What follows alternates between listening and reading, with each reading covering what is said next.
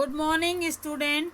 Welcome to your online class 7 subject Hindi और chapter number 8 और पाठ का नाम है श्याम एक किसान। और इस कविता के कवि हैं सर्वेश्वर दयाल सक्सेना। इस पाठ में कवि ने किसान के रूप में जाड़े की शाम के प्राकृतिक दृश्य का चित्रण किया है और इस प्राकृतिक दृश्य में पहाड़ बैठे हुए एक किसान की तरह दिखाई दे रहा है और आकाश का साफा बांधकर, और वो पहाड़ ऐसे लग रहा है कि जैसे आकाश का साफा बांध रखा हो और सूरज की चिलम खींचता बैठा है पहाड़। और जब पश्चिम दिशा में शाम के समय सूरज छिपता है तो उसकी जो ललाई है वो इस तरह से लग रही है कि जैसे पहाड़ चिलम पी रहा हो और घुटनों पर पड़ी है नदी चादर सी।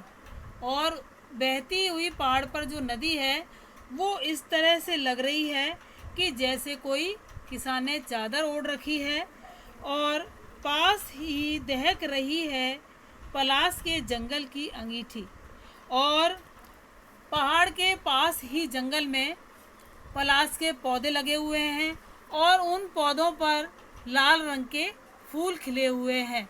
और वो फूल दूर से इस तरह से लग रहे हैं कि जैसे कोई लाल जैसे कोई अंगीठी जल रही हो। और अंधकार से दूध पूर्व में मिटता है भेड़ों के गले सा। और वो उस अंगीठी शाम की जो छिपती हुई सूरज की जो ललाई है तो उससे जो पूर्व दिशा का जो दृश्य है वो ऐसे लग रहा है कि जैसे अंधकार हो गया हो पूरब की तरफ और उसमें जैसे कोई सिमटा हुआ बैठा है, जैसे कोई बहुत सारा झुंड भेड़ों का वहाँ पर बैठा हुआ है।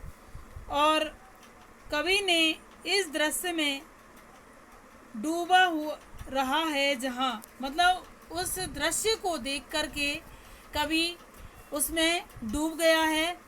जैसे पहाड़ रूपी किसान आकाश रूपी साफा बांध करके और शाम के पश्चिम दिशा में छुपते हुए सूरज की ऐसे लग रहा है जैसे कि चिलम पी रहा है। और जो बहती हुई नदी है वो चादर के समान लग रही है। और जो दूर पलाश के जो पौधे हैं फूल लगे हुए हैं उन पे लाल फूल खिले हुए हैं वो अंगीठी के समान लग रहे हैं।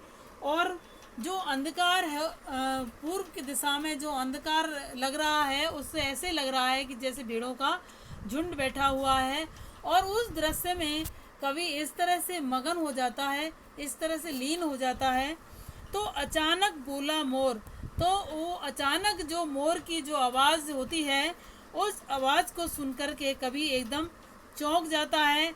और जैसे किसी ने आवाज़ दी हो उसको ऐसा लगता है जैसे किसी ने अचानक आवाज़ लगाई हो कि सुनते हो। चिलम औंधी धुआं उठा सूरज डूबा अंधेरा छा गया।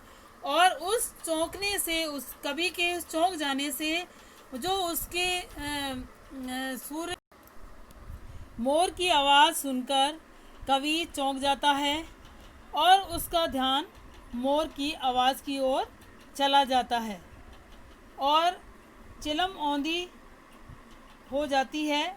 और इतने में सूरज डूब जाता है और ऐसा प्रतीत होता है, ऐसा लगता है कि जैसे कोई चिलम औंधी हो गई हो। और उस चिलम औंधी होने से जैसे शाम के समय जिस तरह से धुंध हो जाती है और अंधेरा छा जाता है और सूरज डूब जाता है और अंधेरा छा जाता है और ऐसा लगता है कि जैसे वो चिलम औंधी हो गई हो।